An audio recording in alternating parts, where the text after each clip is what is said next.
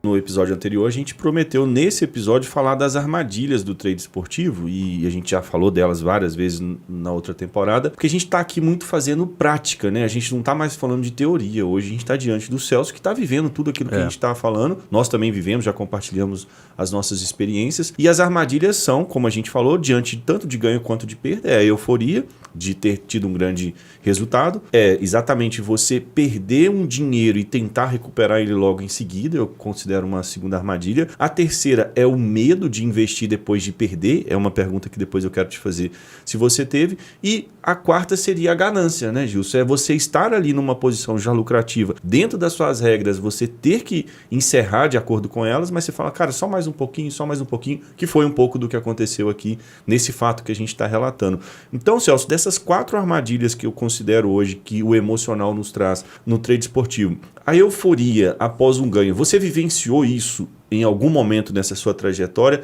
Quantas vezes e o quanto ela te motivou a fazer o próximo investimento? Eu tive várias vezes, várias etapas, até pelo fato de a gente ter conversado aqui, que ao longo do curso ali, eu tive muito tempo, muito possibilidade de tempo para poder estudar. Talvez eu tenha sido tão intenso, né? Sim. Tenha agido tão rápido, conseguido estudar tão rápido. Talvez a necessidade de aquela ansiedade que eu retratei aqui no início, de fazer entradas, Sim. de como você está no início, você não tem tanta segurança, você não tem a visão panorâmica assim de não deu entrada no AS2, mas eu posso tentar desde conhecida no segundo tempo. Então eu comecei a buscar alternativas que me permitissem fazer entradas. Outros tipos de investimento. Outro tipo de investimento.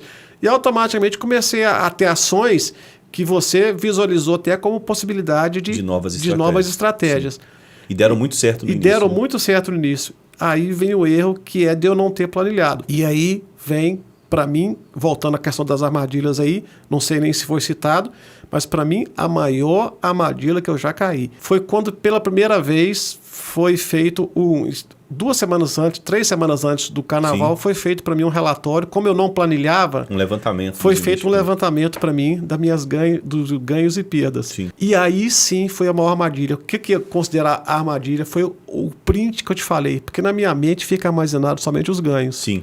Então, e as perdas você não estava administrando. Ganhei 200, eu guardo. Nossa, você lembra que dia que eu ganhei 200? Mais o 10 que eu perdi, o 20 que eu perdi. Não estava minha mente não ficava arquivado. Talvez o meu subconsciente... Não tinha uma soma disso aí. Você vê que até a gestão está na mente, né? Então... Se a gestão não está sendo feita, prejudica a mente. Como eu não planilhava isso, eu não fazia o diário, nem pós-jogo, eu comecei... Talvez até como o cérebro, o subconsciente, a gente quer guardar coisas, boas lembranças. Eu comecei a guardar somente os greens, somente o ganho. Quando jogaram na minha cara o relatório e eu fui ver a quantidade de hedge que tinha, aí, cara, eu assustei e me fez parar para repensar mesmo. Sim. Opa, agora não... Parte foi o que mais me machucou até hoje. Entendi. Nem essas perdas que eu tive significativo, várias vezes já tive tropeços, mas dessa vez doeu, cara. Entendi. Porque foi a hora que você clareou para você o que estava sendo feito realmente. Sim. Né? Então, cara, eu acho que talvez a minha pior armadilha foi isso, de querer guardar somente as coisas boas. As coisas boas. E não ver o todo. E você acredita que o fato de estar vendo só os ganhos te deixou confiante e eufórico para fazer mais investimentos? Com certeza. A gente geralmente fala de um grande resultado ou de uma sequência deles, mas isso que o Celso falou é uma coisa que pode ser uma outra armadilha. De você só ficar, como você não planilha, ficar só pensando nos ganhos, te deixa confiante, porque no subconsciente você só acerta. Se eu só acerto, eu vou pro próximo investimento sem me preocupar muito. Você acredita que isso pode acontecer? Eu acredito, e eu acredito que eu tenha vivido isso na pele, porque eu até relatei nos episódios passados aqui. Eu acredito que pode se chamar de ganância, né? Porque eu logo busquei as estratégias que lucravam mais. Que mais te davam lucro. Porque no plano ali de trade, as estratégias já mostra detalhadamente o possível percentual. Sim. Então eu já busquei aquelas estratégias que proporcionassem maior percentual de lucro. Legal. Então, como eu já fui de cara nelas praticando-as, o lucro era grande. Entendi. Quando acertava o lucro era grande. Então, realmente a euforia tomou conta e o fato de eu estar mostrando para as pessoas, tanto para vocês quanto para as pessoas que estavam ao meu redor, eu só mostrava o lado bom. Sim. Eu acredito que isso me fez pensar que eu era mais capacitado do que eu era. A gente acaba acreditando, né? Essa que é a verdade. Você fala uma mentira muitas vezes, você acaba se tornando verdade para você, né? Você vira verdade. Isso é uma coisa da mente. Tudo que a gente está falando aqui agora está relacionado à mente. E, Celso, a segunda armadilha, então, que a gente está aqui tratando seria a vontade de recuperar uma perda. Porque eu vejo assim, a gente conversa com as pessoas, não são todas essas armadilhas que pegam as pessoas. Às vezes uma ou duas. E tem gente que passa... Eu passei praticamente pelas 4 armadilhas. Eu vivi elas em vários momentos. Como disse o Gilson, teve um momento que juntou todas e fazia uma só, né? Todas era uma. Era uma não só. Tinha separado. Mais uma armadilha? A ganância foi a 4ª. E nós vamos colocar a raiva. A raiva, né? Porque a raiva, você joga o resto da banca. Fala, quer saber? Vou fazer esse trem. Isso é muito importante. Ou vai ou não vai. Uma raiva, vou descontar minha raiva no mercado. Eu já fiz. A raiva. E você joga, cara, e dá ruim. Não dá pra entender, cara. O negócio é incrível. Parece que alguém tá te observando. E sabe quando que a gente resolve esse problema da raiva? Quando a gente entende que o mercado ele é neutro. O mercado ele não tá ali nem para te tirar e nem para te dar dinheiro. Cabe a você tomar as decisões. Cara, você fica cego, literalmente. Porque quando você perde, você pode querer culpar o mercado, mas mais uma vez, quando a gente tem o controle, quando a gente foca no que a gente tem o controle e assume as nossas responsabilidades, a culpa daquela perda vai ser sempre nossa.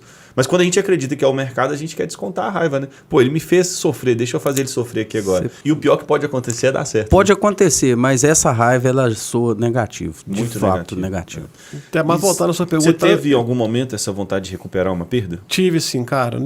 Na verdade, eu tive poucas vezes eu tive problema com grandes perdas. Sim. Mas como eu fiquei tão bitolado, eu coloquei num pedestal o valor de banco inicial que sua referência, era a minha referência. Então, assim, quando eu tinha grandes lucros, uma vez eu tinha um final de semana positivo, eu não via aquilo como meu. Eu ganhei, então deixa eu arriscar aqui. Sim. Mas quando eu perdia parte daquele lucro, já doía, cara. Aí eu já, tenho que recuperar. Então, se minha banca era R$1.000, eu cheguei a 1.200. Eu considerava que os 200 não eram mil, mas quando eu perdia 100, aí você queria tenho que recuperar esse 100.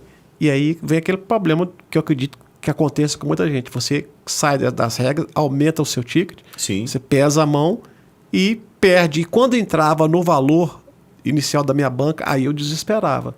Porque, agora tá cortando na carne. Sistema de alerta total. Aí agora, ligava, eu lembrava daquele sirene de submarino. Agora com a luz piscando. E aí, cara, é quando vinha aí que você sente o seu emocional. Sim. Em teste mesmo. Tinha vez de eu chegar a parar. Eu cheguei a desligar o computador, ia pra cama tentar ler um livro, tentar ver alguma coisa no YouTube, mas tem uma coisa que fica te espetando. Não, você volta lá, volta. É e voltava isso, e era fatal. E aí uma voz.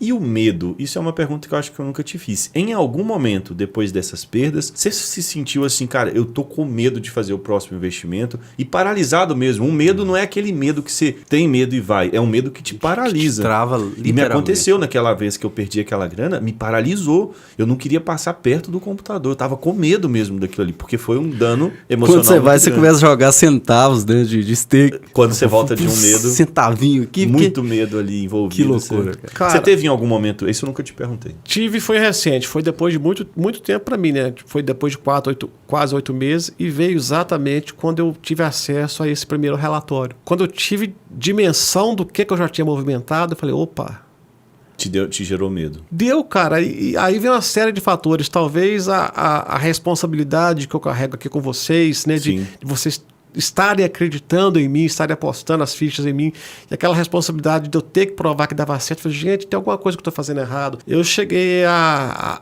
parar e pensar, vou começar do zero, vou começar a estudar tudo de novo. E me lembro que eu fiquei uns 3 ou 4 dias sem vontade, sem coragem de fazer. E foi exatamente igual o parceiro falou, igual o Gilson falou. Eu voltei ali buscando até ferramentas que proporcionassem investimento menores que R$10, fazendo R$1. Porque a gente quer agora recuperar aquela confiança, né? É igual um atleta quando tem uma lesão de joelho, faz uma cirurgia, ele volta com medo, né? A gente já escutou vários relatos disso. E Celso, vou te falar, já conversei com algumas pessoas que pararam e nunca mais conseguiram voltar. De medo mesmo.